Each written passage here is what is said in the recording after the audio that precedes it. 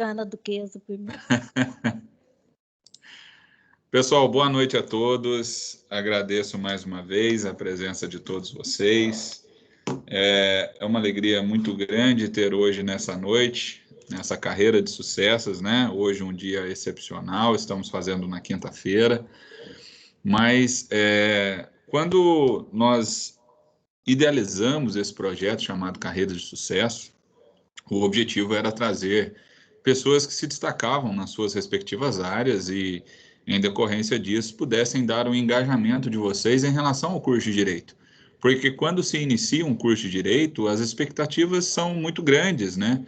Daquilo que se pode realizar, mas nem sempre nós conseguimos ter a dimensão do que o curso de Direito pode proporcionar em nossas vidas. Então, essa é uma das razões desse quadro chamado Carreiras de Sucesso. E de todos os participantes que nós já tivemos até hoje, que foram todas histórias inspiradoras, eu sou até suspeito para falar, dado o meu grau de amizade, de empatia, de admiração, né, pela nossa palestrante da noite, mas ela é quem representa fidedignamente o nosso quadro Carreiras de Sucesso. Pessoal, para vocês terem noção, eu estou com o currículo dela aqui na minha mão, e se porventura eu fosse, né, deselegante o suficiente para fazer a leitura do currículo dela, nós passaríamos aqui o restante da noite só para que eu pudesse falar um pouco da história dela. Então, hoje, peço até vênia, né, sendo bem formal agora com a doutora Márcia, para não fazer a leitura do seu currículo, mas fazer, assim, uma apresentação hoje bem informal, né, dado a nossa relação tão próxima. Gostaria também aqui nesse momento de cumprimentar não só os nossos alunos, né, que estão aqui hoje conosco, mas todos os meus sócios que também hoje estão aqui para poder participar desse momento, dessa homenagem, né, à nossa matriarca, a doutora Márcia Elizabeth. Doutor Jansen já está presente aqui na sala com a gente, doutora Nicole, obrigado pela presença de vocês. Daqui a pouco eu vou abrir para que vocês possam também fazer as suas considerações. Doutora Márcia Elizabeth, natural de Maria da Fé, nascida em 6 de setembro de 42, filha de João Correia Pinto e Ana Gonçalves Correia. Teve 12 irmãos, é a quarta filha, casada com Jansen Pinto Nogueira, advogado, nascido e militante nessa cidade, comarca de Itajubá. Filhos, né, os seus filhos, Jansen Francisco Correia Nogueira e a nossa acadêmica Érica Correia Nogueira. Tem os seus netos, Daniel Lima Nogueira, também estudante de Direito, Jade Nogueira de Oliveira, universitária em Publicidade, e Francisco de Lima Nogueira, no ensino fundamental. É advogada, formada pela turma de 1970 da Faculdade de Direito do Sul de Minas. Em 1965, nomeada como professora primária, em 66, nomeada como escrevente do Cartório do Crime e Execuções Fiscais da comarca de Itajubá, exonerou-se do cargo de professor e tomou posse no cargo de escrevente do Cartório do Crime e Execuções Fiscais em 11 de 4 de 66. Através de trabalho pessoal e político, e com o apoio do promotor de justiça Dr. Pedro Monte Neto e do diretor da Defensoria Pública do Interior, Dr. Agostinho Campos Neto, conseguiu a criação da Defensoria Pública em Itajubá, quando presidente da Câmara Municipal de Itajubá. Como vereadora, ela teve 2 mandatos, de 1976 a 1988, foi vereadora por 12 anos, e em 1976 foi eleita vereadora pela Arena, a Câmara Municipal de Itajubá. No ano de 77, exerceu o cargo de primeira secretária e em 78 foi eleita presidente da Câmara. Como eu disse para vocês, o objetivo aqui, apesar, né, de eu querer falar muito do currículo dela, eu acho que ela vai poder contar um pouco da sua história, então falar de si é melhor do que eu tentar falar nessas poucas poucas páginas, né, de tanta história que a doutora Márcia tem para nos contar e para nos motivar. Então, eu gostaria de fazer uma homenagem hoje um tanto quanto diferente em relação a essa abertura. Doutora Márcia Elizabeth, ser mulher é ser alguém que carrega na sua essência a luz da vida, a esperança do amanhã, o calor do amor.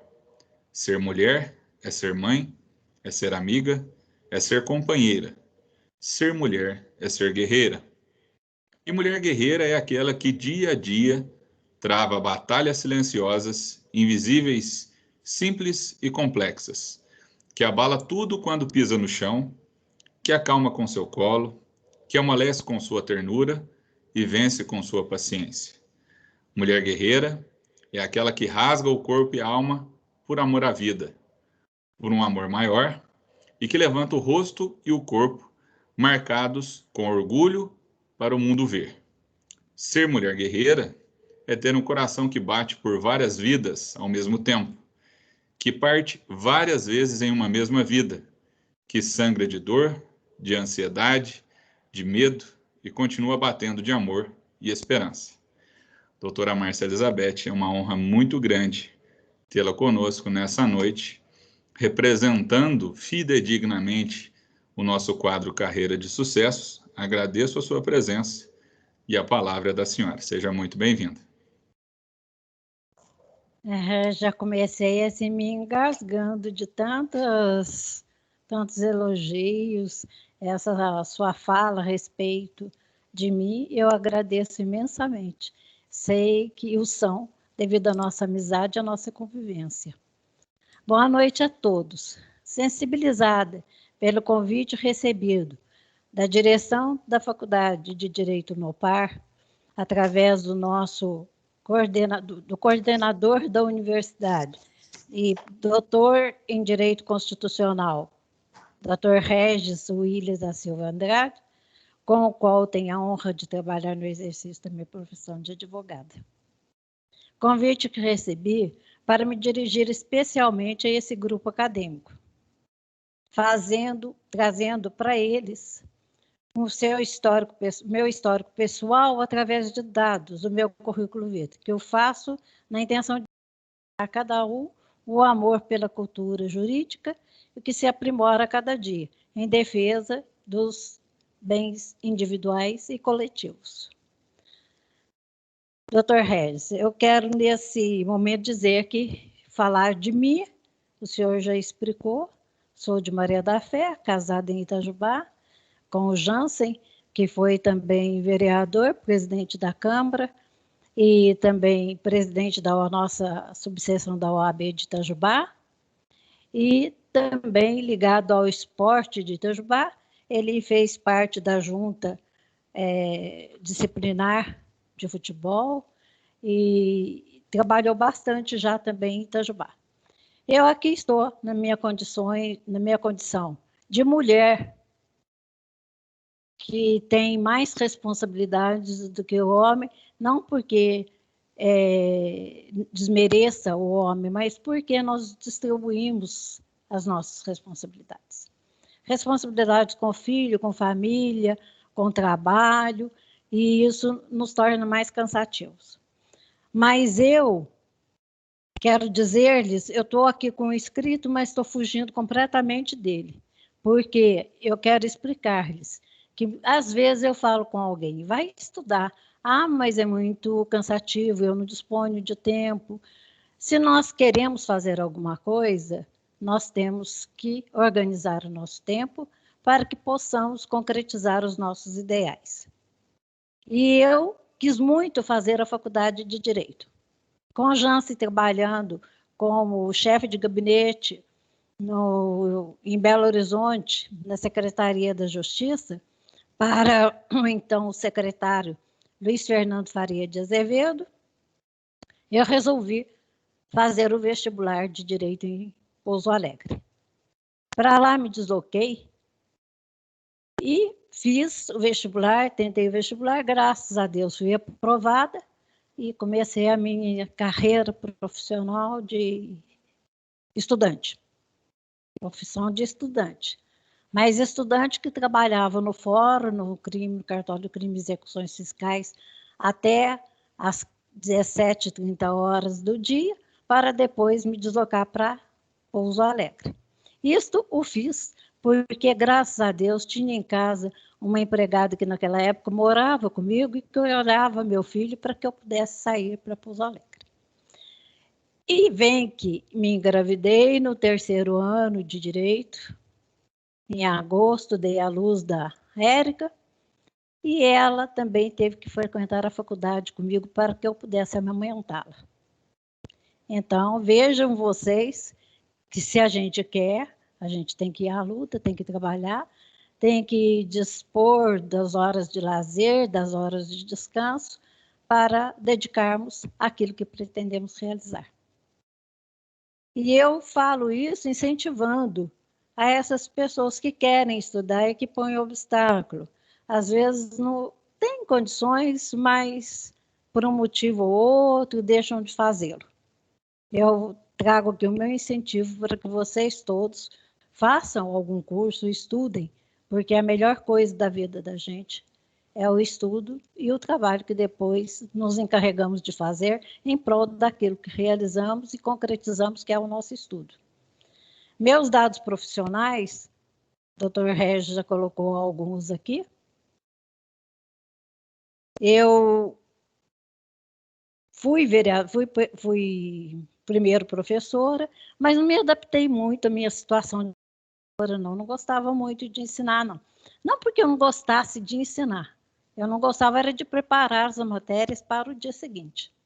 Aí eu resolvi tentar o concurso de escrevente do cartório de crimes e execuções fiscais, para o qual fui aprovada, deixei então de ser professora e fui exercer a minha profissão de escrevente. Durante o período em que eu estive no cartório de execuções fiscais, eu iniciei também a minha carreira política. Fui convidada a ser candidata, fui eleita e mantive-me como vereadora durante 12 anos consecutivos. Na Câmara Municipal, eu muito realizei em prol da nossa comunidade.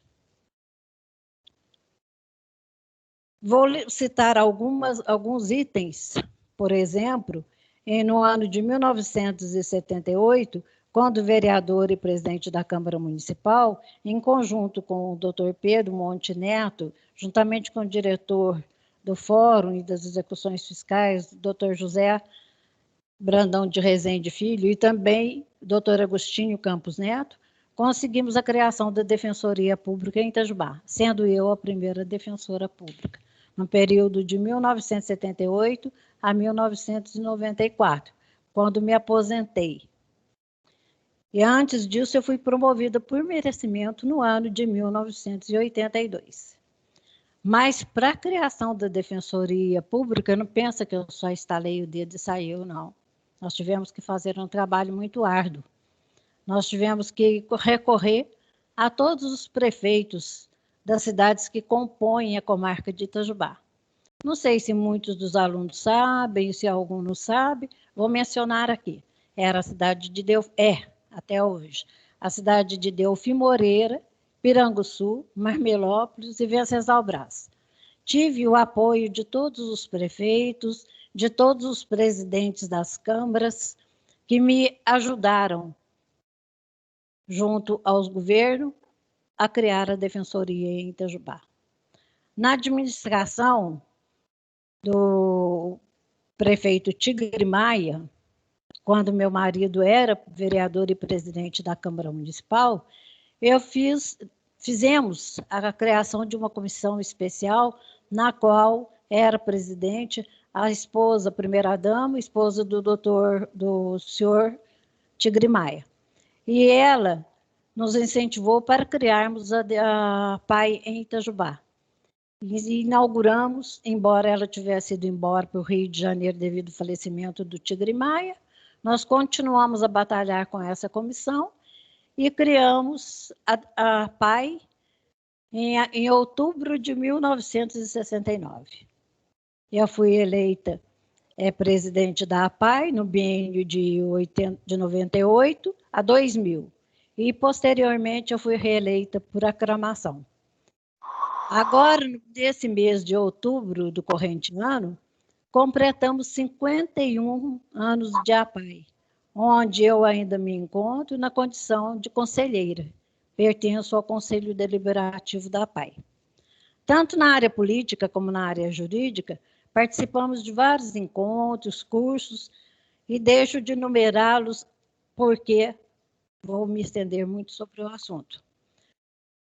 Tanto na vereança, advogada e cidadã, eu fiz a minha parte, com importantes acontecimentos dos quais participei. Juntamente com a saudosa irmã Brusina, participei da comissão para a criação, construção do Asilo dos Velhos, a Lar da Providência, conhecido como Asilo dos Velhos, sendo sua primeira secretária. Participei também do primeiro Seminário Sul-Mineiro, promovido para dissertar sobre constantes do Estatuto da Criança e do Adolescente, nosso popular ECA. Fiz parte da criação e fui a primeira presidente da Associação dos Anjos Voluntários do Hospital e Escola, onde trabalhei como voluntária.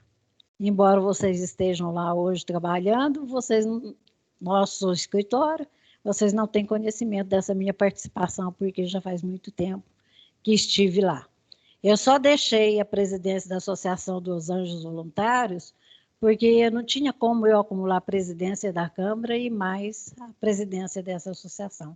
Foi o motivo que me levou a deixar de exercer essa função, e eu, afastando, acabaram por deixar acabar essa associação. Mas era uma associação de grande alcance para a comunidade itajubense, porque nós destinávamos ao hospital todos os remédios que eram de custo elevados, e dávamos também cesta básica para os chefes de família que ali estavam internados. Era assim gratificante, porque vendo que a família estava sem assistência devido seu chefe estar internado, nós colaborávamos com essa parte de substâncias, de cestas básicas, e também visitávamos a família, dando-lhes um apoio moral que tanto eles necessitavam. Desejosa sempre de sentir atualizada perante nossa coletividade, participei do curso administrativo empresarial promovido pela nossa Associação Comercial e Industrial de Itajubá. Ainda no ano de 1999, em Belo Horizonte, participei da reforma administrativa e reforma previdenciária para a alteração das constituições, onde assimilei mudanças essenciais no setor da administração e da previdência. Em 17 de fevereiro de 1999, fui empossada como procuradora do município, procuradora jurídica do município, integrando o corpo administrativo do então prefeito Francisco Marques Ribeiro.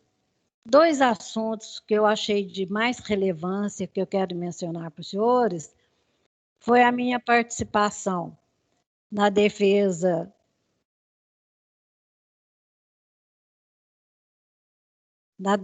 de um processo judicial que vinha correndo já há 8 anos na Justiça, onde o proprietário da empresa que ele pretendia construir ganhou terreno para isto, aqui em Itajubá, que era a Núcleo Tecnologia, ele não conseguiu edificar no todo o complexo para desenvolver o seu trabalho. Ele construiu 2 galpões imensos, mas o projeto dele tinha 6 galpões. E ele não queria perder aquela edificação, e a prefeitura exigindo que ele devolvesse o terreno com a edificação, já que ele não tinha cumprido a construção no tempo previsto pela lei e pelo contrato estabelecido entre ele e a prefeitura. Então, eu ponderei ao prefeito que fizéssemos uma divisão desse terreno, deixando as partes edificadas para que ele pudesse negociá-la. E a outra parte nós destinaríamos para uma outra empresa. E nessa época, o senhor Antônio da Igidente queria muito ampliar a sua empresa, porque ele tinha conseguido autorização para aqui fazer os sabonetes da Nivea e os sabonetes de uma outra empresa que me recordo agora. Ele, então, pediu que eu não queria falar o nome do proprietário da tecnologia, porque acho deselegante, coitado, ele não teve condições de fazer o quê? Ele vendeu esses 2 blocos já construídos para a Igidente. E, em contrapartida, eu orientei o prefeito para que fizesse um projeto doando o restante do terreno também para a Igidente, porque a Igidente queria um espaço bem maior, porque ela ia fazer para a Nivea e para a Disney. E também defendi esse projeto na Câmara Municipal, onde eu era vereadora, e graças a Deus conseguimos realizar e doar para a Igidente todo aquele terreno onde desenvolve essa empresa. No ano, e também outro fato que eu quero aqui mencionar, que eu fiz como procuradora do município, é que o prefeito estava desapropriando a área onde estava sendo construída a Cabelte e a Cabelalto. E o terreno lá, a família queria um valor muito alto, e a prefeitura estava dando o valor de mercado dado pelo avaliador que tinha ido lá para fazer a avaliação. E eles, então, entraram com processo na justiça, e esse processo também estendeu por longos anos. Acabou que a justiça aqui em Itajubá, o juiz deu ganho de causa para a prefeitura, mas a família inconformada recorreu para BH. E eu teria de ir em Belo Horizonte participar de uma audiência onde seria o julgamento desse processo. E eu já fui um pouco assim, até um pouco acabrunhada, porque já sabia do voto do juiz relator. Ele tinha feito o relato e o voto dele era contrário ao município. Mas eu estava na minha obrigação de defender o município. Então, para lá me dirigi e, ocupando a tribuna, eu falo para os senhores, eu contava ali com um desembargador que conhecia Itajubá. Então, eu tirei proveito dessa situação e falei que eu fazia a minha defesa com todos os argumentos, com todas as provas constantes dos autos, mas também invocava para me dar apoio nesta minha pretensão de defender o município e desse procedente a ação para o município, porque estava presente o doutor José Brandão de Rezende Filho, que tinha sido juiz de direito em Itajubá e que estava ali como procurador, e eu sabia que ele, conhecendo Itajubá como conhecia, conhecendo toda a topografia de Itajubá, ele sabia que aquele terreno não seria tão valorizado, porque ele estava sujeito a todas as enchentes que tinham em Itajubá. E com isso, graças a Deus, o relator pediu vista dos autos, e ele pedindo vista dos autos, eu vim embora. Passados uns dias, recebi ligação de Belo Horizonte, do tribunal, dizendo que, a pedido do doutor José Brandão de Rezende Filho, era para me dar conhecimento que eles tinham votado favorável e que a prefeitura tinha ganho a causa. Senti muitíssimo realizada com aquela notícia. Para mim foi um motivo de grande orgulho e grande honra ter conseguido aquilo. No ano de 2000, eu fui eleita para integrar o Conselho Municipal de Assistência Social em Itajubá, o que fiz com a preocupação de realmente distribuir e prestar assistência social aos necessitados. Minha atividade política ativa de 12 anos não foi apenas porque eu estava querendo fazer isso, mas eu corri atrás. E ia em todos os congressos, participava de todas as coisas que pudessem trazer algum benefício para o município. Participei de congressos em Belo Horizonte, Foz do Iguaçu, Balneário de Camboriú, Recife, Vitória, Espírito Santo, Campo Grande, outra vez em Rio de Janeiro, Curitiba, Salvador, Brasília e Niterói. Não posso deixar de registrar o conhecimento e as homenagens de destaque que eu recebi por causa da minha atuação como vereadora. Eu sempre fazia o meu trabalho em função do bem-estar comum. E com isso, graças a Deus, eu sempre tinha homenagens para receber. Em 1978, recebi o destaque da UCAP, no Rio de Janeiro, dentre os melhores vereadores, 10 melhores vereadores do estado de Minas Gerais. Isso levando em conta o trabalho por mim apresentado na Câmara Municipal. Fui homenageada pelo jornal Tribuna do Interior com diploma de honra ao mérito. No ano de 1978, no exercício da presidência da Câmara Municipal da cidade, fui homenageada pelo Jornal Sul de Minas como personalidade do ano. Em 1980, pelo jornal já extinto Clarim, recebi o diploma de destaque especial Câmara Municipal. Ainda neste mesmo ano, fui homenageada pela Prefeitura Municipal de Itajubá como destaque no setor jurídico. Em 1981, a Prefeitura Municipal e o colunista Magno Baião, de saudosa memória, me distinguiram com o título de personalidade do ano no setor jurídico. Recebi ainda no ano de 1982 o diploma de colaboradora efetiva do batalhão, um diploma daquela unidade militar que carinhosamente preservo. Ainda da unidade do 4º Batalhão de Engenharia e Combate dessa cidade, recebi nos anos de 1979 e 88 o diploma de amiga do batalhão.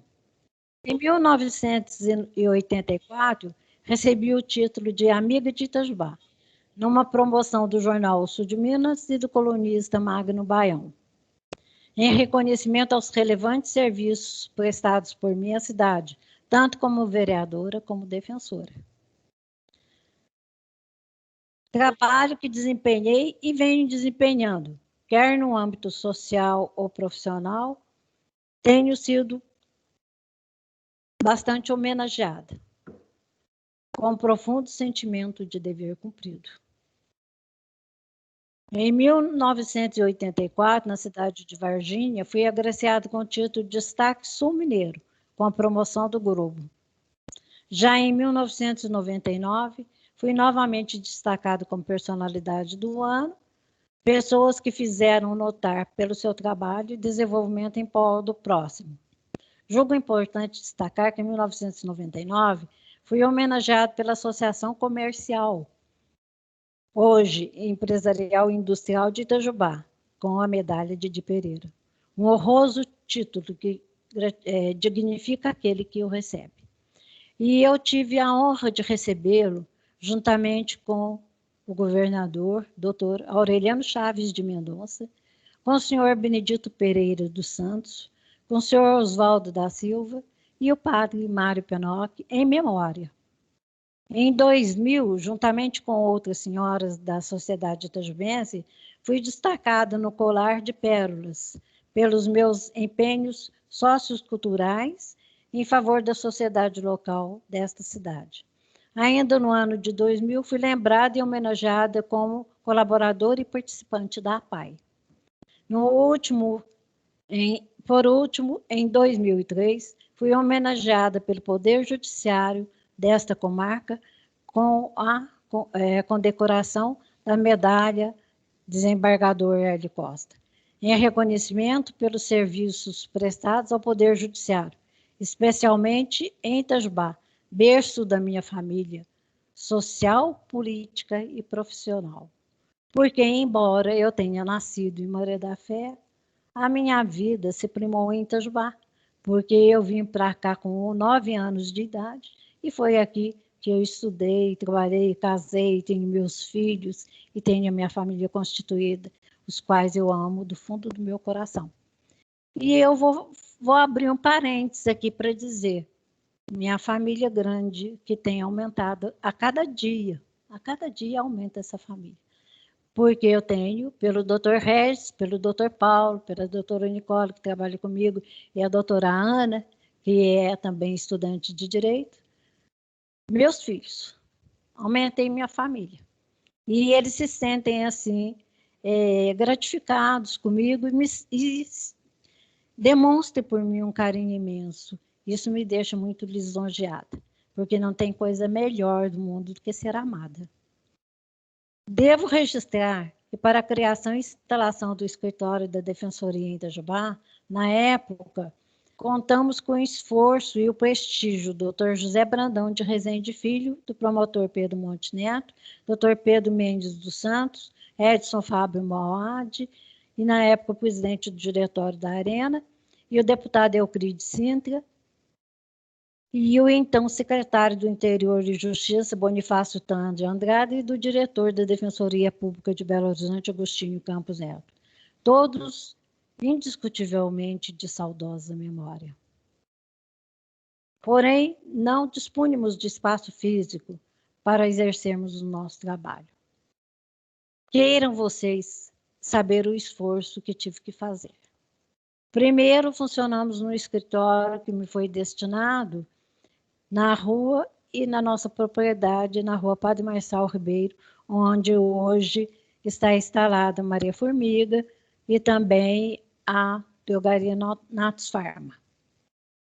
Ali, naquelas salas, eu comecei o exercício da minha profissão de defensora, porque o Estado não dispunha de local para trabalhar. Com a inauguração do prédio do Fórum, houve uma permuta, porque o prédio do Fórum, onde hoje é a Câmara Municipal, ele pertencia ao governo, funcionava o Fórum ali. E o terreno em frente à Caixa Econômica Federal, ali na rua Antônio Simão Moad, pertencia à prefeitura. A prefeitura doou aquele terreno imenso para o município. E o município deu o terreno. Aliás, o município doou para o Estado o terreno. E o Estado doou o prédio na Praça Amélia Braga, onde é a Câmara Municipal, para o município. Aí, nesta ocasião, eu tinha sido eleita presidente da Câmara, então eu aproveitei e pedi ao prefeito, que já que estava destinado para o município, que ele deixasse que a gente instalasse a Câmara Municipal naquele prédio, no segundo andar. Porque até aquela época, a Câmara Municipal funcionava num prédio que pertence ao IBGE. Pertencia e pertence ao IBGE, e nós trabalhávamos lá, porque nós não tínhamos espaço, a Câmara Municipal. Eu levei a Câmara Municipal para trabalhar e funcionar e trabalhar num prédio superior da Prefeitura Municipal, onde hoje é integralmente pertencente à Câmara Municipal. Ela ocupa todo o espaço, tendo em vista que foi lá para Pinheirinho e está instalada lá. Então, foi também um trabalho desempenhado por nós, como procurador, como defensora, como também política, fazer essa transação para que nós pudéssemos realizar o nosso sonho e ter um espaço melhor para trabalharmos. No prédio, e ali na parte de baixo da defensoria, aliás, na parte inferior do fórum, para a rua Antônio Simão Moad, era tudo vazio, não existia assim, nada, não tinha construção nenhuma. Então, eu pleitei que o juiz de direito, Dr. José Brandão de Rezende Filho, deixasse que nós instalássemos a Defensoria Pública ali, e que nós precisaríamos para tanto. Ele concordou, mas disse que eu tinha que pedir autorização ao governo de Minas, porque pertencia ao governo, e o governo é que tinha que deliberar sobre isso. Eu, mais uma vez, recorri ao Bonifácio Tan de Andrade, que era o nosso secretário, e ele, juntamente com o governador Francelino Pereira, autorizaram a edificação da sala. Só que é bem aquela história. Nós deixamos, mas nós não temos verba. Aí lá fui eu correr atrás do prefeito municipal. Na época já não era mais o doutor Pedro, era o Ambrósio Pinto. Pedi para ele que nos ajudasse nesta empreita de construção da sala da defensoria, porque senão nós estaríamos desalojados. Fui muito bem recebida por ele, e ele, na mesma ocasião, enviou para a Câmara Municipal um projeto de lei para destinar verba para a edificação das salas da defensoria. Projeto que eu defendi como vereadora, e graças a Deus tivemos a aprovação unânime da Câmara para construirmos as 3 salas da Defensoria Pública. Salas que hoje ainda estão lá, graças a Deus, porque lá fica embaixo agora do juizado especial, que funciona lá, e, aliás, fica embaixo do salão que era destinado ao salão do júri, né? Hoje é o salão de júri ainda, porque a área criminal ainda funciona naquele prédio. Então, lá estão os defensores criminais, que exercem a defesa criminal. Estão alojados ali graças a esse trabalho que fizemos para a obtenção dessas salas. No mesmo dia da aprovação do projeto, foi para a prefeitura, encaminhado para a prefeitura, o prefeito sancionou e já deu início, mandando o engenheiro fazer a medição e a construção das salas que nós teríamos para exercer a Defensoria Pública.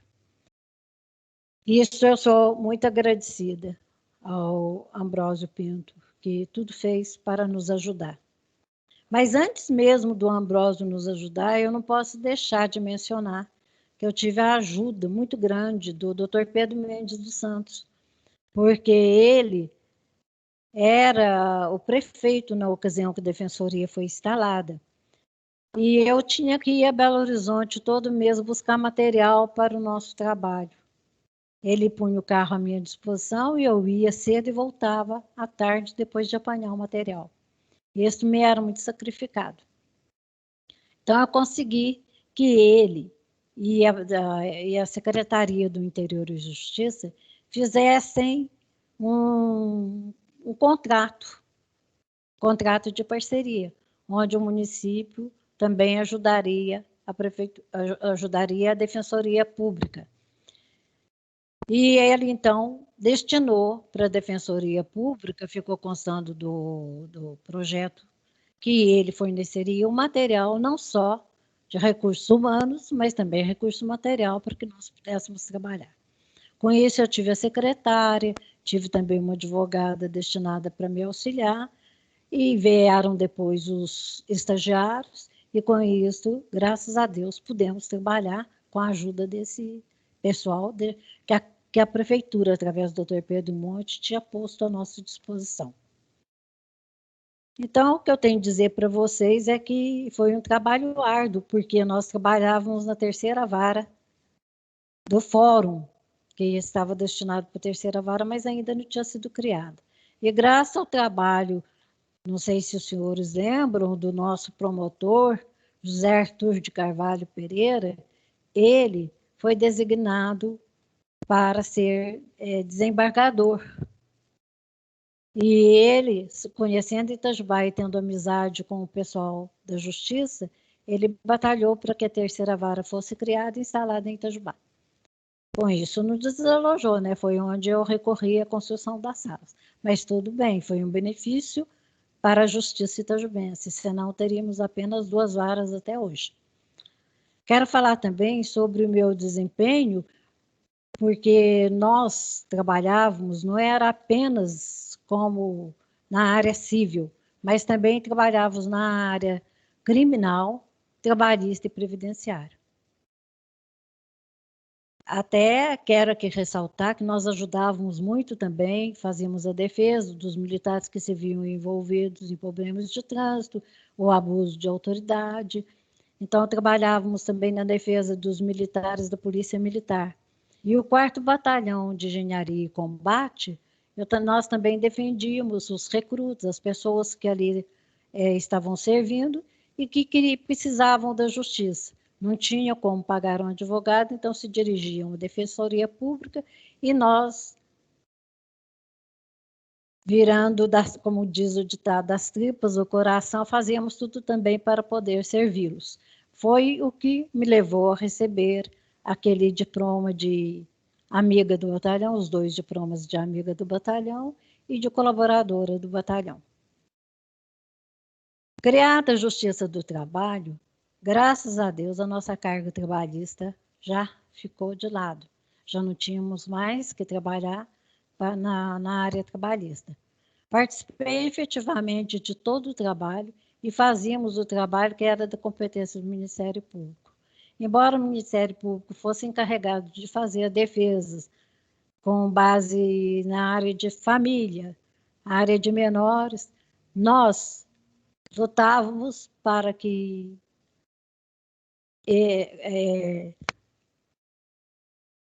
esta área não ficasse parada, porquanto ele pediu para que a gente fizesse esse trabalho, nós fizéssemos esse trabalho. Então, eu destinei uma parte do meu tempo para fazer o trabalho do promotor de justiça. Agora, quanto à nossa participação em júris, eu fiz 8 júris como defensora, 7 absolvições e 1 teve a condenação. Mas a condenação desse 1 foi porque foi um crime muito bárbaro, que foi denunciado como homicídio doloso. E porque eu vou mais ou menos por alto narrar o que ocorreu. Estava um chapa de caminhão tomando o seu café no balcão do mercado municipal, quando ali apareceu um andante de nome Benjamin e falou com ele. Quer dizer, o rapaz falou com o andante: o senhor aceita um café? E ele respondeu para o chapa de caminhão: o café que eu quero é esse. Enfiou a faca na barriga do rapaz e lambeu o sangue. Foi uma coisa horripilante que deixou todo mundo ali estarrecido. Eles não sabiam nem o que fazer. Seguraram o andante, mas ficaram apavorados com a situação do rapaz que veio a falecer. E eu consegui, com a minha defesa, o crime doloso, vocês irão aprender, ou talvez já saibam, que o crime doloso a pena é de 20 a 30 anos. E o homicídio simples era de 6 a 12. Eu me empenhei na defesa desse senhor e fiz tudo para que ele fosse absolvido, mas infelizmente não tinha como. Eu já tinha conseguido transformar o crime de doloso para homicídio simples. E com isso, com a minha defesa, que teve no tribunal, teve réplica, tréplica, eu consegui que ele pegasse a pena mínima de 6 anos. No final do julgamento, eu fui toda entusiasmada falar com ele. Graças a Deus conseguimos. A resposta dele me esmoreceu, acabou comigo. Ah, doutor, que conseguimos. Se eu tivesse dinheiro, eu teria sido absolvido. Afinal de contas, estamos no exercício da profissão, temos que ouvir o que queremos e o que não queremos. E ele se pronunciou desta maneira, deixando-me super chateada, depois de tudo que eu tinha feito. Mas são os ossos do ofício. Atualmente exerço advocacia e mantenho a minha vida socioafetiva. Ainda faço parte de Conselho Deliberativo da PAI, que vi nascer e crescer, bem como participo de trabalhos voluntários para para entidades sociais, civis, religiosas, de uma maneira voluntária, quando solicitada. Nessa longa caminhada, nunca tive só. Contei com Deus, tive o dom divino, a inspiração e a realização e a concretização do bem em prol e melhoria coletiva. Tive ainda a ajuda divina para participar e a participação dos familiares, colegas e muitos amigos. Quero deixar agora, encerrando essa minha explanação, que eu espero que não tenha sido cansativa para os senhores, deixar um aconselhamento para os estudantes isto. Para que complicar a vida? Sentiu saudades? Ligue. Quer um encontro? Convide. Quer ser compreendido? Explique. Tem questionamentos? Pergunte. Não gosta de algo? Diga não. Gosta de algo? Aproveite. Quer algo? Peça. Ama alguém? Se declare. Nós só temos uma vida. Torne-a mais fácil. Boa noite. Muito obrigada.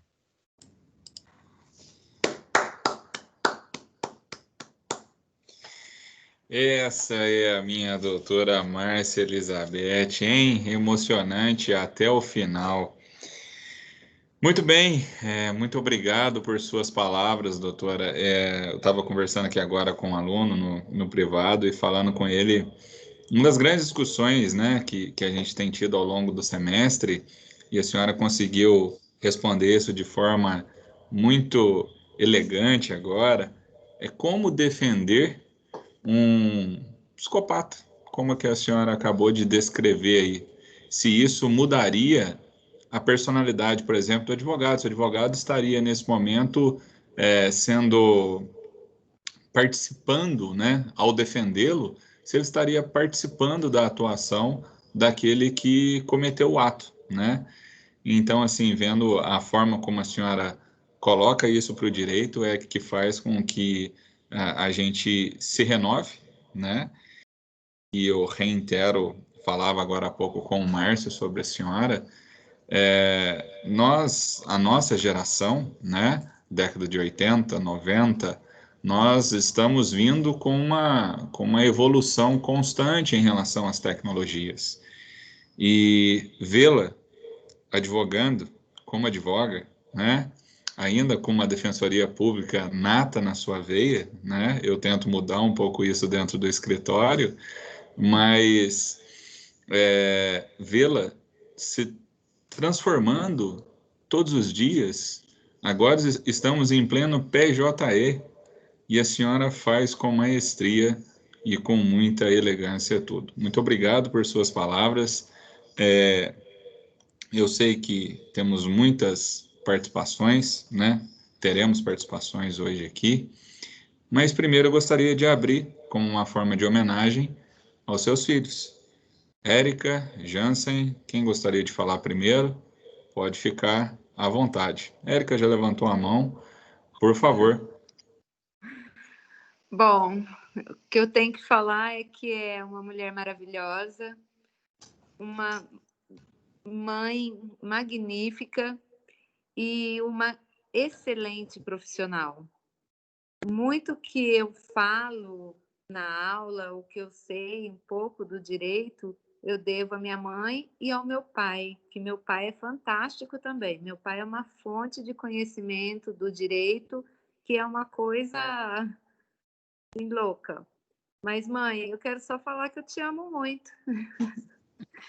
Eu como eu também falo te amo. todos os dias. Como eu falo Eu todos amo os todos dias. vocês. E quero te dar os parabéns, mãe, pela sua realização profissional, sua realização como mãe, como esposa, como realização familiar, por tudo. Parabéns, mãe, pelas suas conquistas. Obrigada, filha. Eu te amo muito. Obrigado, Érica, por suas colocações. Dr. Jansen, o senhor gostaria de fazer alguma consideração? Estão me ouvindo? Boa noite. Sim, boa noite. Estamos ouvindo o senhor, sim. Falar da minha mãe, ao mesmo tempo, é fácil e difícil, né? Porque é muito conteúdo de vida, né? Eu só, pena que eu só tenho 55 anos de convivência com ela, espero que tenha muito mais, né? Então, assim, é um prazer sempre estar falando dela, e ver que Itajubá tem, né? O Brasil tem uma pessoa como ela que é extremamente dinâmica, né?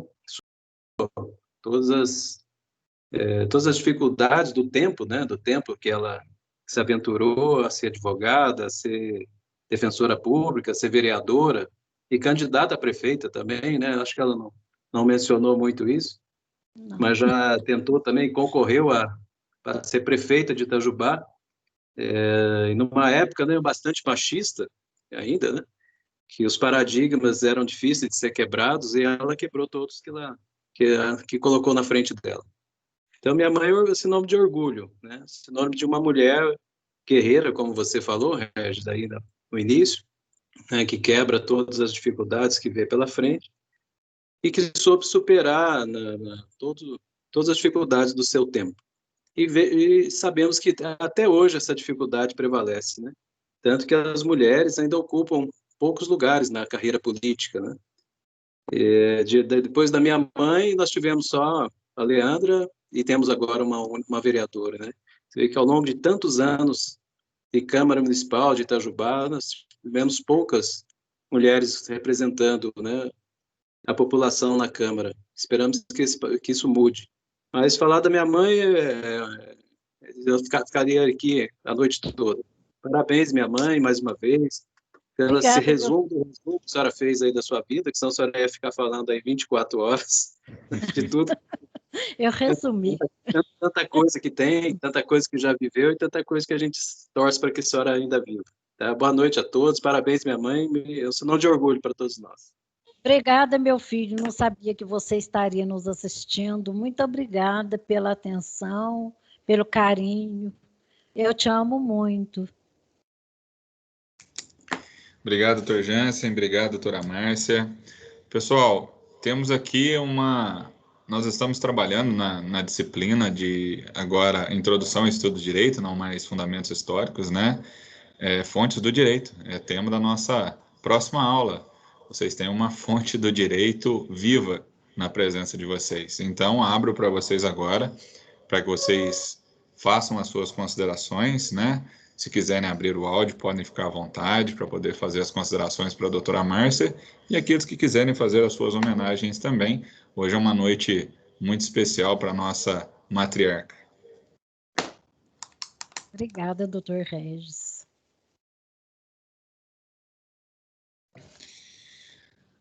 Gilmara, você quer ler a mensagem para ela?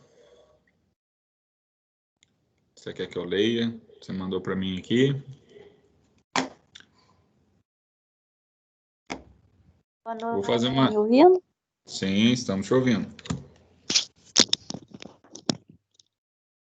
Quero sim, quero, né, estou aqui prestigiando aqui, né, hoje um dia muito especial, com essa querida que, né, tive o prazer de conhecer né, conviver um pouco com ela, e eu queria deixar os meus parabéns para a senhora, doutora Márcia, que a senhora veio trazer, né, compartilhar um pouco, né, da sua grande história aqui com a gente.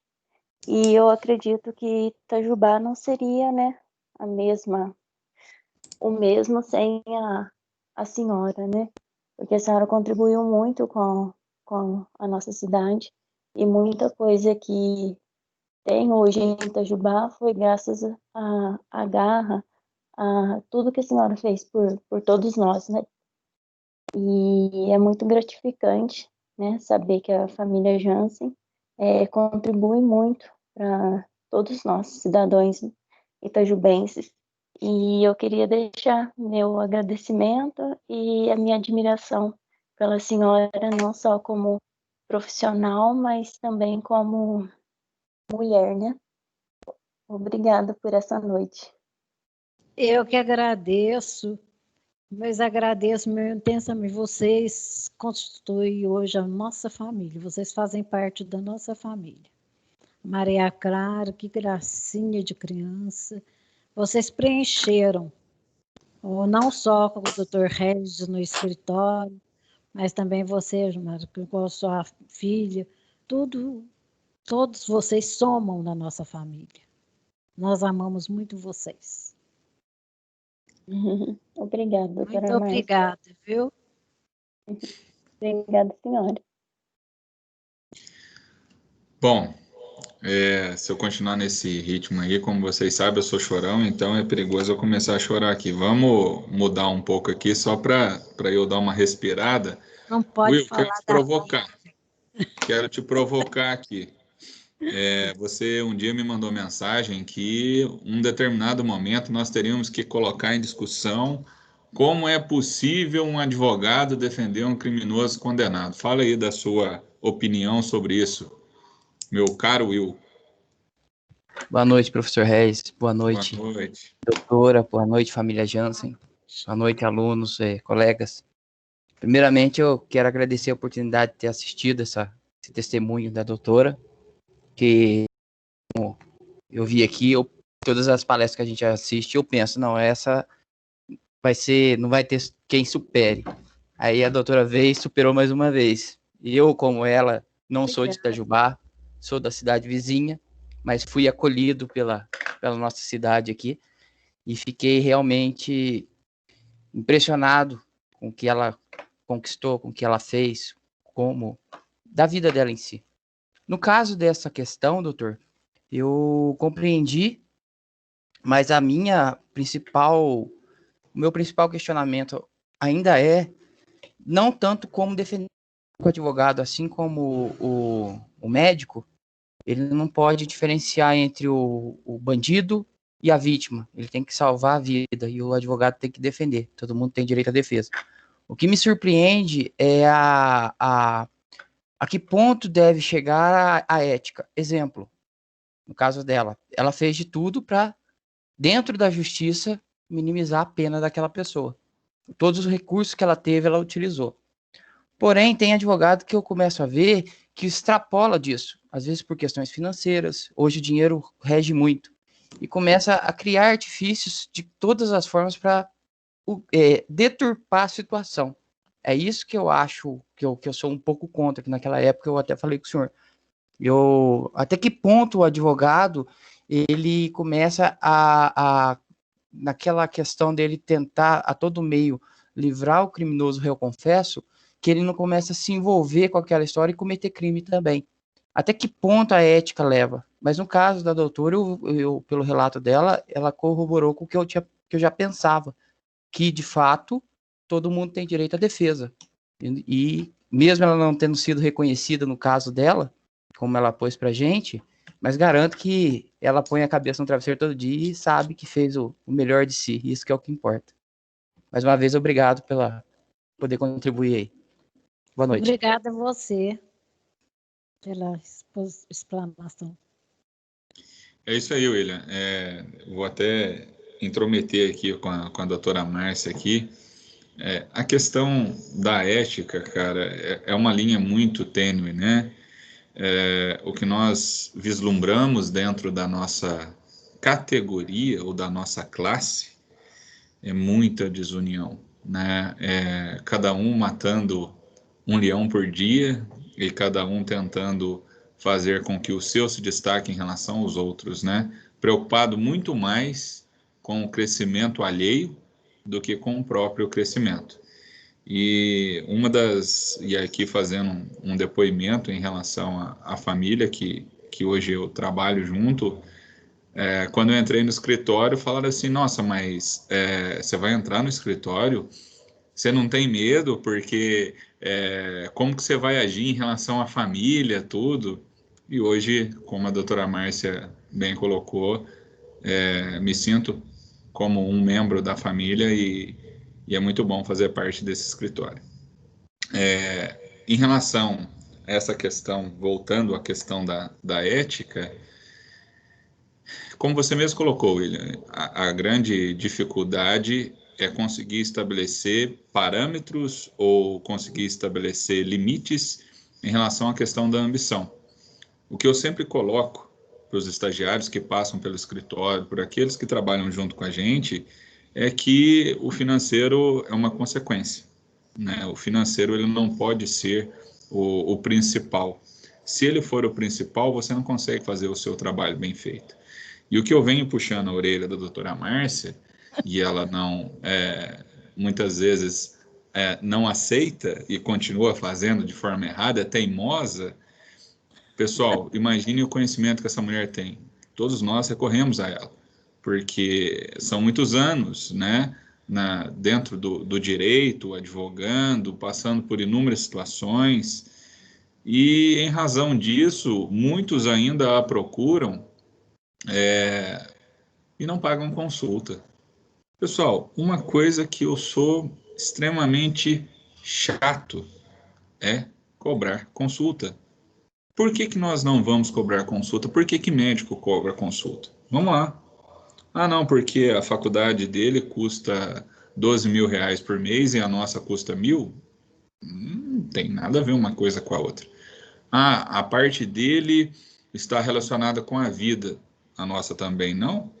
Como a doutora Márcia colocou aqui, ela trabalhou em julgamentos que estavam diretamente relacionados à vida da pessoa.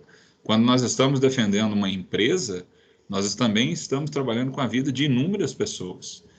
Então, se nós partirmos dessa premissa, a questão de como evoluir dentro da própria carreira sem transgredir a nossa ética é muito individual, William.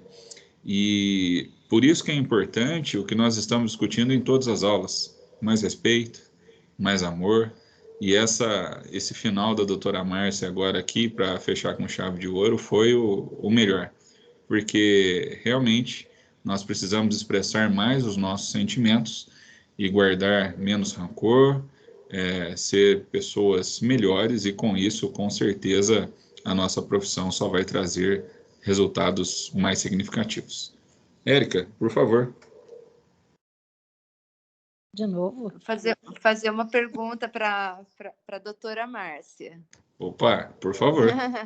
Doutora Márcia, queria que a senhora falasse como é que era o direito, vamos falar, né, no século passado, porque nós mudamos de século recentemente, porque ela tem essa bagagem toda de experiência, e como que a senhora vê o direito agora, principalmente com a questão dos juízes, que, né, toda essa questão que até o professor Regis vem falando com a gente, ontem ele fez um desabafo. Queria que a senhora fizesse essa comparação do direito há uns 10 anos atrás e do direito agora. Bom, não tínhamos, há uns anos atrás, o PJE, como bem deixou claro o doutor Regis. Nosso trabalho era um trabalho extremamente pessoal. Era pessoal, mas era um trabalho assim que era respeitado por todos, todos. Um colega respeitava muito o outro, mesmo que fossem adversários. E hoje nós não temos mais isso. O adversário parece que a causa é dele, não é do cliente. Ele às vezes agride, não a mim, porque eu já não tenho tanto, mas eu vejo ali no escritório, vejo assim advogados atuando um contra o outro, e parece que a causa é deles, não é do cliente, não. Eles querem brigar entre eles. E isso causa até um pouco de mal-estar. E antes, eu até cheguei a comentar que nós, advogados, nós éramos considerados pelos juízes e promotores o tripé da justiça. Sem nós, sem o advogado, não haveria justiça. Então, eles nos respeitavam muito como o tripé. E hoje em dia parece que está cambeta, porque também muitos advogados que entram para exercer a profissão e que não têm grande assim, conhecimento, não têm interesse de um maior estudo, fazem coisas absurdas, petições. As petições mal redigidas são as que mais nos dão trabalho para defender. Quando o advogado tem conhecimento da matéria e que ele faz uma petição, firmando, galgando no próprio direito, nas leis, nós rebatemos aquilo se nós tivermos o argumento de leis contrárias ou de jurisprudências com decisões contrárias, e a gente encontra facilidade. Agora, quando o advogado cita coisas que não tem nada a ver com aquilo que está pleiteando, meu Deus, como dá trabalho defender. Então, precisa que os advogados, precisa que eles aprimorem seus conhecimentos, quando forem fazer uma causa, estudem. Estudem, porque a nossa vida é um constante estudo. Nós nunca podemos deixar, o direito muda dia a dia. E nós também temos que estar atualizados. E eu não posso falar em atualização, porque eu acho que agora a turma vai me superar. Eu não tenho mais condições de acompanhá-los, não. Porque, afinal de contas, 78 anos pesa, né? 76 anos. Pesa, né? Já estou aumentando. Pesa nada, não. Tá Não bom. vejo nada disso. Érica, pode falar, desculpa. Não, é só agradecer, que acho que é isso mesmo, porque eu, acompanhando a vida dela e do meu pai, eu vi o direito, o respeito que os juízes tinham com os advogados, até mesmo na questão dos advogados com as polícias, né? No caso, principalmente nos criminais, nos delitos. E hoje em dia já a gente vê ao contrário, né? Como o senhor expôs ontem. E isso eu acho que era uma coisa muito rara de acontecer antes.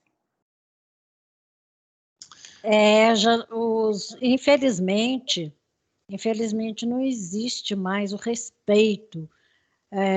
Juiz se julga assim prepotente, eles que são as autoridades, e não levam em consideração, às vezes, o advogado que está ali pleiteando, reivindicando algo para o seu cliente, e às vezes chega até a ofender o profissional, e isso é muito doído, muito chato, porque antes não existia isso. Era um respeito mútuo dentro da justiça. Promotor, juiz, cartorários, até os cartorários hoje em dia não tratam o advogado com a mesma delicadeza, com a mesma atenção que os anteriores. Talvez vocês possam pensar, é porque éramos menos, a turma nos conhecia melhor, mas acho que a obrigação deles é não julgar por conhecer. Julgar os advogados como profissionais todos iguais perante a lei. É uma situação bem delicada, o que a Érica até falou ontem, a doutora Márcia acompanha muito lá no escritório também. A gente acaba hoje, diferentemente do no passado, pelo que eu vejo a senhora contando, o Jansen pai, o próprio doutor Jansen mesmo, a relação com os juízes ela era muito mais de respeito do que ela existe hoje especificamente. Basicamente, não só em relação aos magistrados, mas aos promotores também, de uma forma geral, como se nós estivéssemos, advogados, operadores do direito, submissos a eles.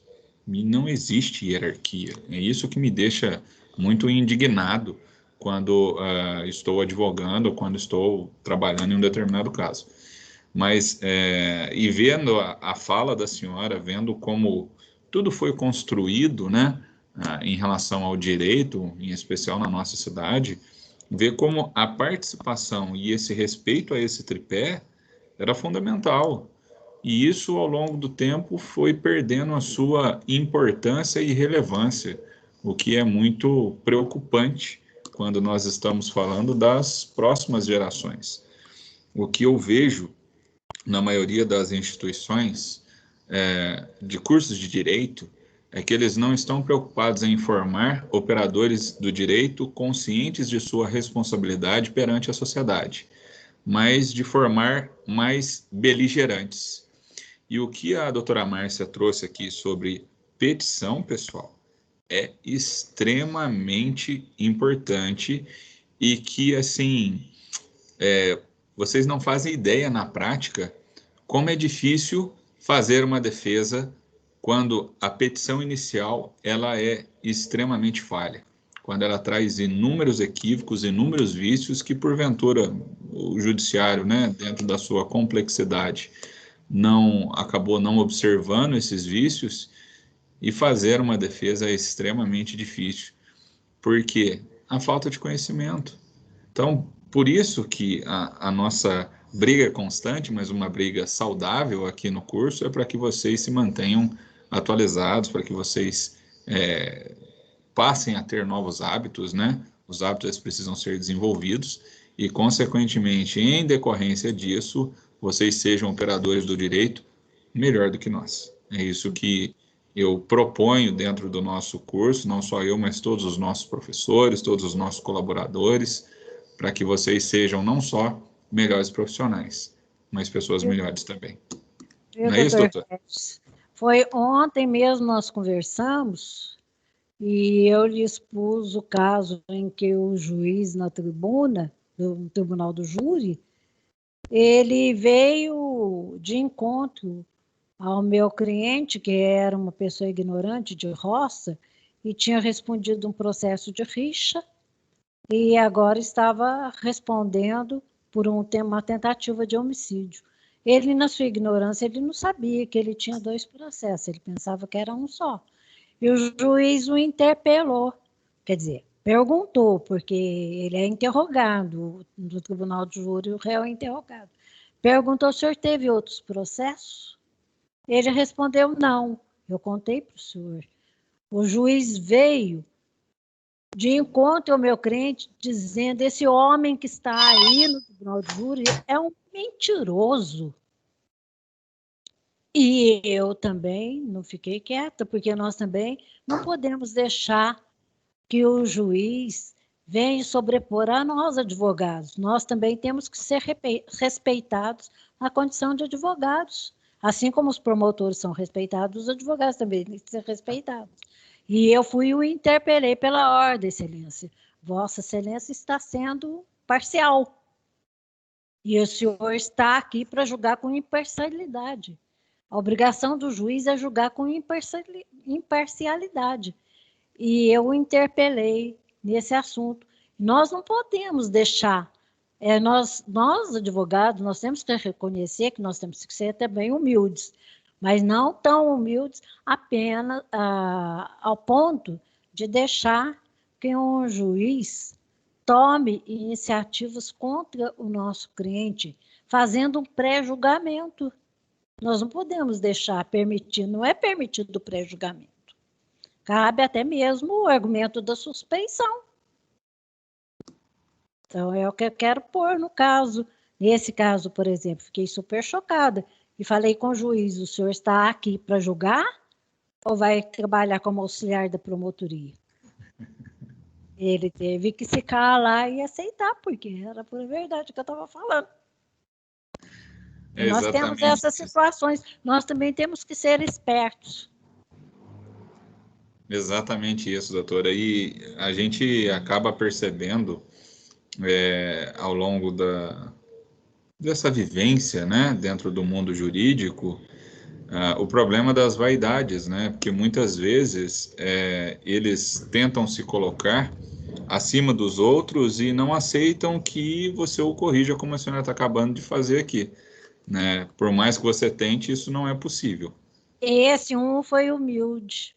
Ele pediu desculpa. É coisa rara. É raro.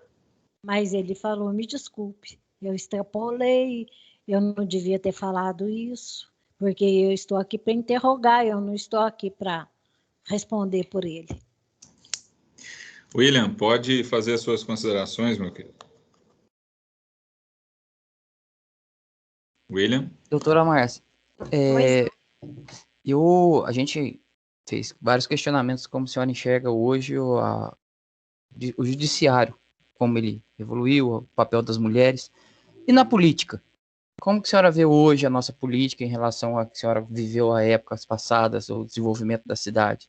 Você acha que o papel de vereador hoje mudou o conceito? Aquela época parece que vocês tinham, não sei, minha opinião, vocês tinham outra gama de desenvolvimento, trazer empresas, criarem setores da sociedade. Hoje parece que eu não vejo tanto mais isso. É mais uma política de desenvolvimento que não é tão voltada assim a trazer mais segmentos, mas tipo, a senhora criou a PAI, a senhora trouxe o próprio Ministério Público, aí a Defensoria Pública para cá, hoje a gente já não vê mais tanto assim os políticos enganjados, pelo menos é a minha visão. Não sei se a senhora concorda. Eu queria ouvir um pouquinho da senhora sobre isso. Doutora Márcia. Sabe, Willis? Doutora Márcia, Pois não. deixa eu só apimentar um pouquinho a pergunta dele, que eu já sei a resposta, mas eles precisam saber. Quanto ganhava vereador na época? Então, é isso que eu ia dizer. A Câmara Municipal, na qual o Jance pertenceu, eu não vou citar todos os nomes porque eu não lembro, mas era um trabalho gratuito, nós nos dispunhamos a trabalhar em prol do município como vereadores, mas sem nada ganhar. O Jance nunca recebeu um centavo como vereador, porque não existia subsídio naquela época. Então, a Câmara era uma Câmara seleta, era uma Câmara constituída por pessoas que, de fato, queriam o bem da cidade, viviam na cidade, tinham interesse pela cidade. Basta dizer que tinha na Câmara Municipal o Jance, o doutor Gilberto Azevedo, o doutor Zé Mauad, o doutor Walter Cabral. Nós tínhamos, assim, era uma Câmara mais seleta, de pessoas que tinham conhecimento. Olha, pergunta para os candidatos de hoje. Quem conhece o orçamento interno, quem conhece, tem conhecimento das leis do município ou da Câmara Municipal para estarem se candidatando? Quem tem conhecimento? Ninguém tem conhecimento das leis.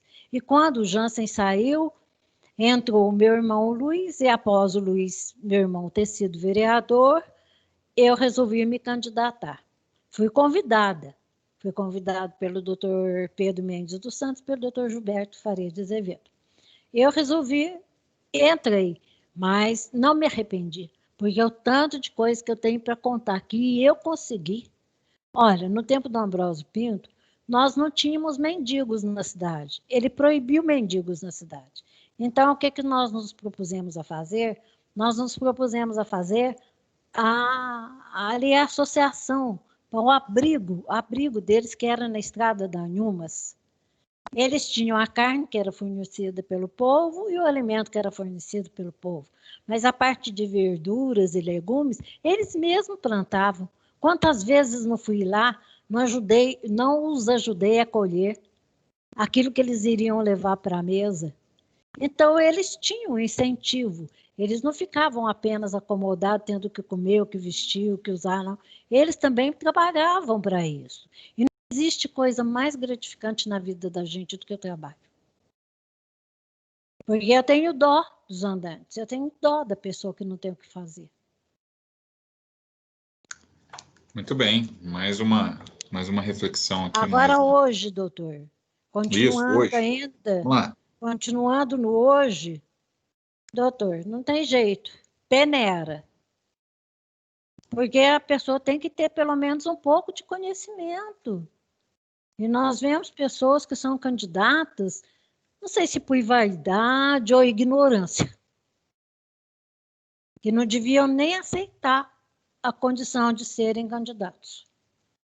Infelizmente, eu estou dizendo isso, que as pessoas que são candidatas, às vezes podem até ficar magoados comigo, mas, doutor, 300 candidatos numa cidade de Itajubá, quase 300 candidatos, pelo amor de Deus. Pelo amor de Deus, isso é brincadeira. Na verdade, doutora... Daqui a pouco vai ter andante sendo candidato. Na verdade, doutora, a minha provocação com a senhora em relação ao valor foi justamente por isso. Porque posso estar equivocado na minha fala, aqui até o Fabrício é um candidato, é aluno nosso, mas também é candidato. Mas na minha visão, Fabrício, e aí colocando aqui, é uma visão pessoal, tá? Não é institucional, é pessoal. Se fosse voluntário, como a doutora Márcia estava dizendo, né, agora há pouco, como ocorreu na época do Jansen Pai, ou ainda, se o valor fosse referente ao que os trabalhadores ganham, um salário mínimo, eu acho que seria mais justo do que o que nós vemos hoje em relação aos valores que são pagos. Tá? É só uma visão em relação a isso. Claro, Estou te provocando aqui, Fabrício. Se você quiser ter o seu direito de resposta, fique tranquilo, tá? Mas é a visão que eu vejo, assim, compartilhando um pouco da história com Márcia e com Jansen Pai, como eles fizeram pela sociedade, como destaca a sua história, e na grande maioria das vezes sem ter esse apoio público ou financeiro que existe hoje, né? Então, hoje, quando se anuncia uma obra, ou se anuncia o resultado de algo, aparecem vários pais, e não é só um, não, são vários, né? Então, vários que querem assumir a paternidade de uma determinada realização de obra pública.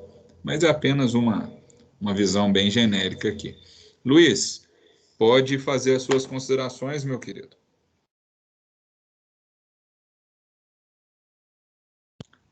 Luiz, boa noite, professor. Boa noite. Alô. Boa noite, doutor. Tudo bem? Boa noite. Doutora Márcia. Tudo bem, e você? Parabéns pelas belas palavras aí, viu? Obrigada, meu bem.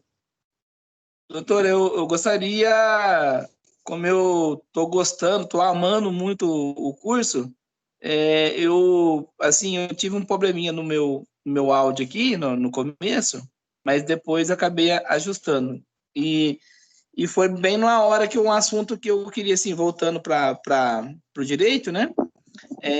Um assunto que eu fiquei um pouco com dúvida, e gostaria que, assim, aproveitando aí a oportunidade da senhora, com tanto prazer aí, né, tá nos ensinando, passando um pouco do vasto conhecimento que a senhora tem para a gente, né, e já agradeço desde já, a respeito daquele que a senhora estava falando do mercado municipal, mas, assim, eu queria saber, assim, o que levou a senhora a pegar essa causa e assim, com um desempenho, mesmo sabendo que a pessoa praticou aquele, como é que eu vou dizer, eu não sei o nome ainda, do cafezinho lá, da pessoa lá. Sim. A senhora desculpa, é que o meu áudio não estava muito bem. Mas o que, afinal, você quer saber? No caso, a senhora fez a defesa da pessoa que cometeu o crime, foi isso? Foi. Eu fiz a defesa do andante, que falou que... Bom, eu contei que o chapa de caminhão ofereceu um cafezinho para ele, um café. Ele estava tomando um café, comendo seu pãozinho, e ele falou, não, o café que eu quero é esse, enfiou a faca e lambeu. Como quem quis dizer, o que eu quero é o seu sangue, não é café. Foi horripilante. Quem estava ali perto fala que não sabe como que eu tive coragem de pegar a defesa. Eu falei, eu não tive coragem de pegar a defesa. Eu era obrigada a defender como defensora pública, ele sendo um andante.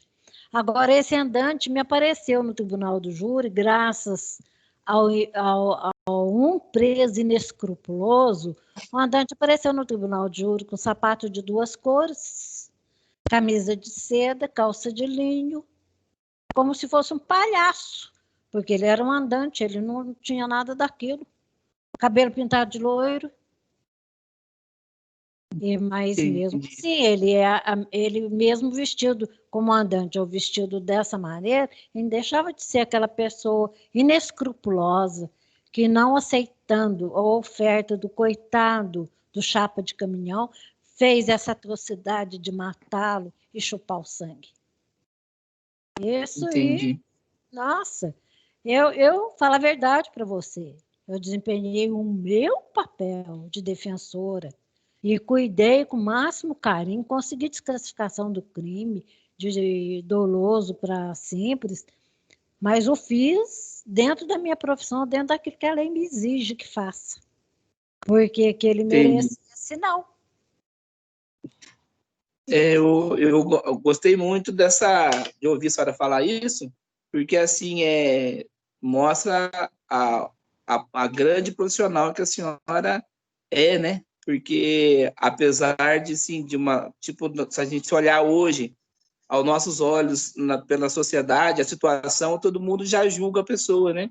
E a senhora, por ser defensoria, representando a defensoria pública, né? Assumiu esse caso e para resolver da melhor forma possível, porque se fosse ouvir opiniões públicas, com certeza seria totalmente contrário, né? Ah, sim. Sim, teve muitas testemunhas ali no mercado que ficaram horrorizados. Agora, com sinceridade, teve um que, vendo meu esforço para conseguir, uma das testemunhas, vendo meu esforço para conseguir absolver o rapaz, acabou até maneirando um pouco, no falando da situação vivida por ele naquele momento. Ele falou, não, eu não vi muito bem, não sei o quê, mas ele viu tudo. E ele, vendo o meu esforço, ele até se omitiu. Falei, mas você não devia ter omitido, porque eu estava pleiteando, mas eu queria, você estava ali, você viu a verdade que aconteceu. Devia ter mantido sua posição de ser verdadeiro.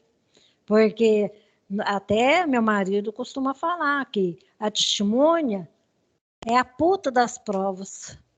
Não sei se você já escutou essa expressão. Porque a testemunha, se ela quiser, ela vai lá, mente, fala o que ela quiser falar. E prevalece o testemunho da pessoa. Mas esse um não falou nada de inverdade, ele só omitiu. Entendi. Muito bem. Mas eu agradeço, doutor. Luiz, pode continuar aí. Achei que você já tinha terminado. Pode falar. Não, professor, obrigado. Eu já terminei. Obrigado, doutor. Não imagina, bem, estou à disposição. Doutora Márcia, quero não. fazer uma propaganda aqui agora da senhora. De mim? A Érica fez uma contribuição. Não sou candidata, não. Não, mas é propaganda de advogado. A Érica fez uma consideração muito interessante ali sobre como era o direito antes e como é o direito hoje, né?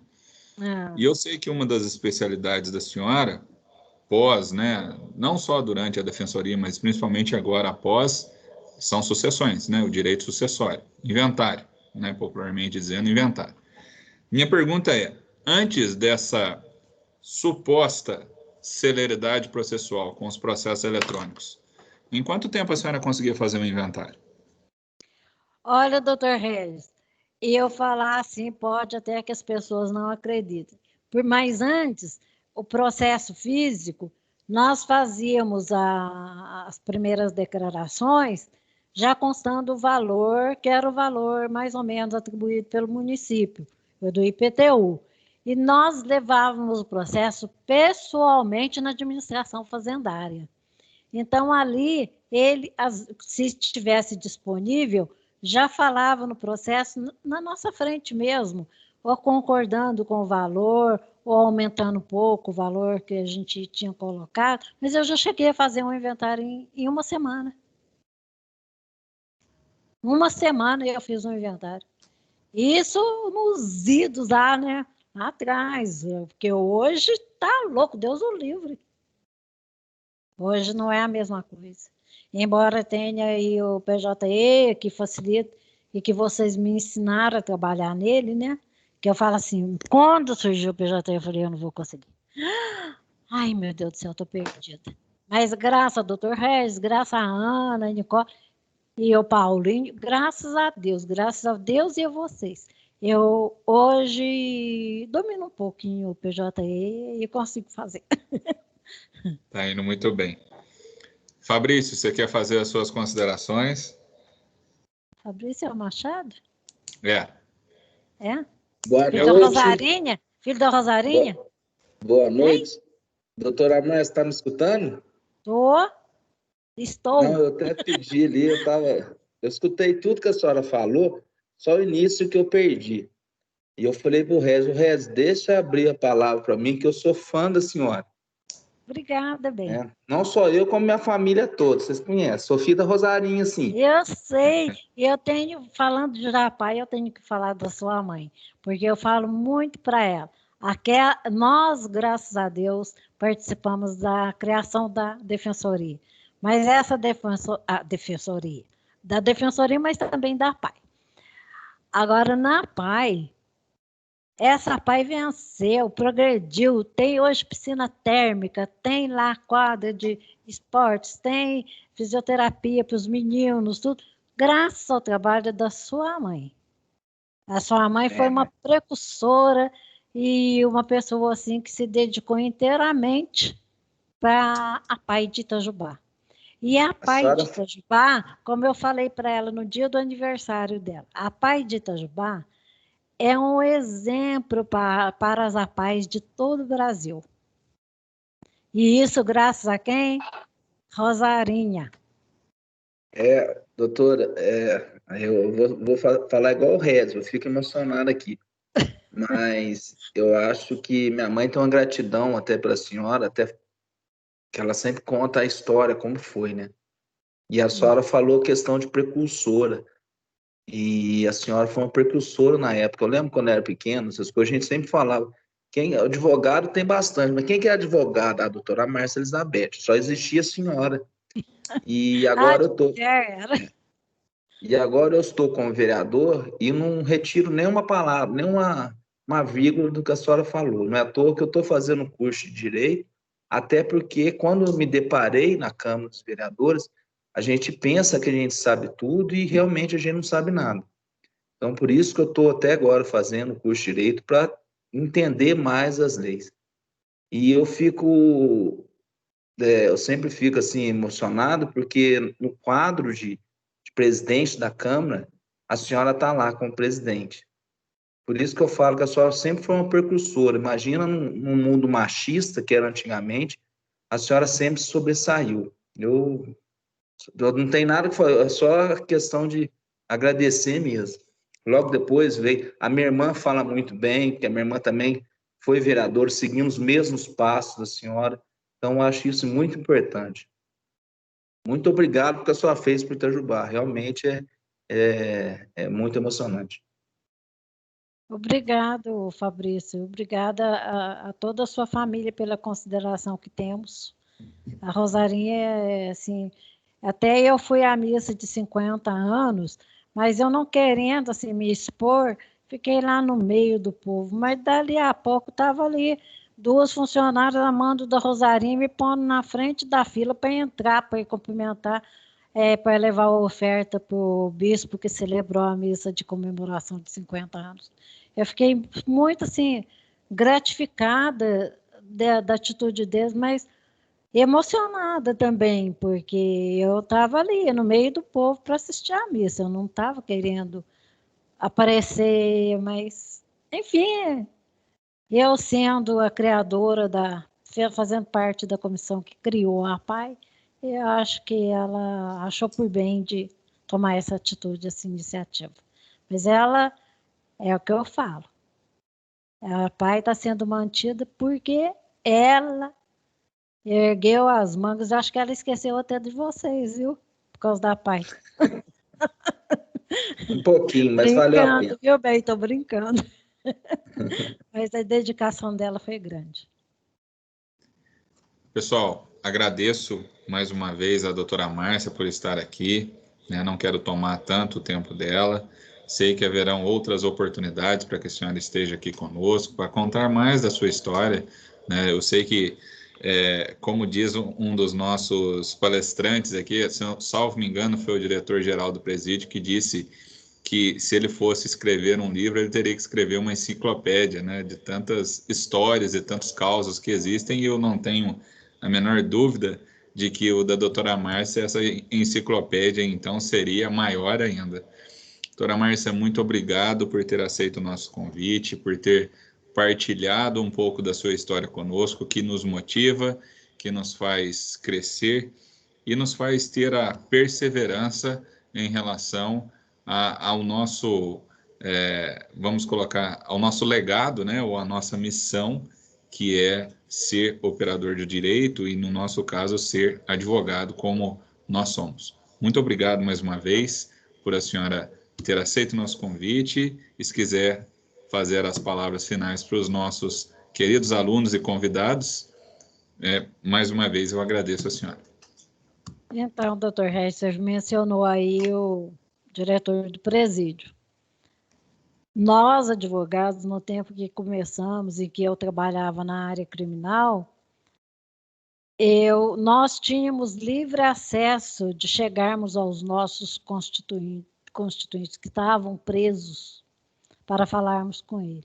Hoje existe um obstáculo e uma demora, eu vejo, não que eu vá, eu não estou fazendo mais criminal, eu não vou, mas eu já senti, indo lá participar, lá com mães que vão visitar os filhos, que eu tenho muita pena desse povo. E eu vou, às vezes, lá no presídio, sem quase ninguém saber, eu participo ali das visitas, às vezes.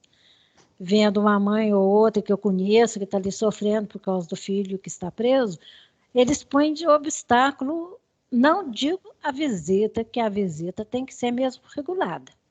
Mas a nossa atuação como advogados, eu vejo a atuação de hoje dos meus colegas, eles falam que está muito difícil para falar com preso. E antes não. Antes nós chegávamos na cela, até abraçávamos, pegávamos na mão dos nossos constituintes, abraçávamos os nossos constituintes, era chegar na cela, chegou advogado fulano de tal, pode entrar livre, assim, dava uma abertura grande. E hoje eu acho que estão dificultando, porque eles também são pessoas humanas, eles também precisam do atendimento e do carinho do profissional. Mas também não estou aqui para falar disso, está falando porque me deram oportunidade. Quem é advogado e político fala muito. Doutor Regis, eu quero agradecer ao senhor por esse convite. Fiquei um pouco até apreensiva, porque já há muito tempo que não me dirijo assim, em público, falando para as pessoas, mas estou aqui à vontade, porque eu estou diante do meu filho mais novo. Então, muito obrigada pelo convite, de ter essa oportunidade de estar conversando com os estudantes de direito. E eu quero dizer para vocês, é difícil, mas se tudo na vida fosse fácil, não teria valor. Continue, aprimorem, estudem, que vocês serão, no futuro, grandes profissionais. Muito obrigada pela oportunidade de me dirigir a vocês, alunos da Faculdade de Direito. Eu que já fui uma aluna de Direito. Muito obrigada. Obrigada, senhora, doutora Márcia. Agora eu vou aproveitar que a senhora está aqui, nós estamos no mesmo ambiente, então eu não vou dizer para a senhora que a senhora está dispensada, igual eu falo para os meus outros convidados. Espera aí. Laís, faz o sorteio do livro, por favor. Pessoal, a obra de hoje, Pessoas em Situação de Rua, Invisibilidade, Preconceito e Direitos, tá bom? Então, esse é o livro, tá? Vai ficar aqui à disposição de vocês. Vamos ver aqui o sorteio com a nossa Laís.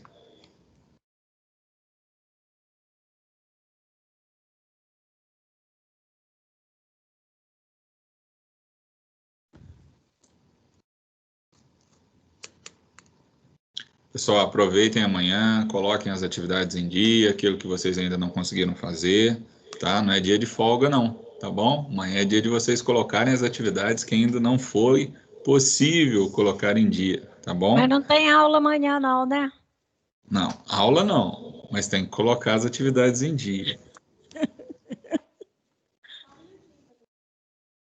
Tá bom?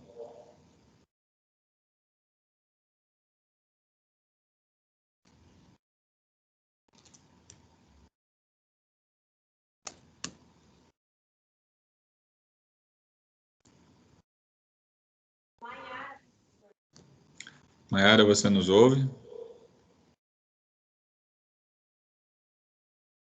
Maiara?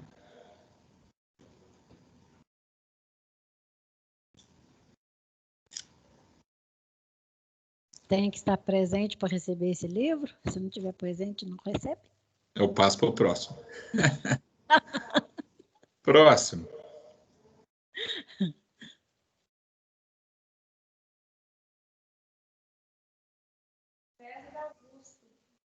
César Augusto, nos ouve?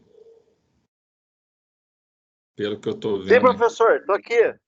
Muito bem, meu querido. Meus parabéns. Bem, de novo, hein? Livro é Estou seu. com sorte, hein? Livro é seu, meu. Fica aqui à sua disposição, tá bom? Parabéns, doutora, aí. Excelente palestra, viu? Muito inspirador. Obrigada, Vitor. Muito obrigada, César. Pessoal, agradeço mais uma vez a presença de todos vocês, dos nossos convidados externos. Dr. Jansen, muito obrigado por sua presença também. Pessoal, um bom descanso para vocês. Nos vemos segunda-feira, se Deus quiser. Bons estudos e não percam o foco. Grande abraço. Um abraço, pessoal. Fique com Deus. Fique com Deus. Boa noite. Boa noite. Obrigado. Boa noite. Boa noite, gente.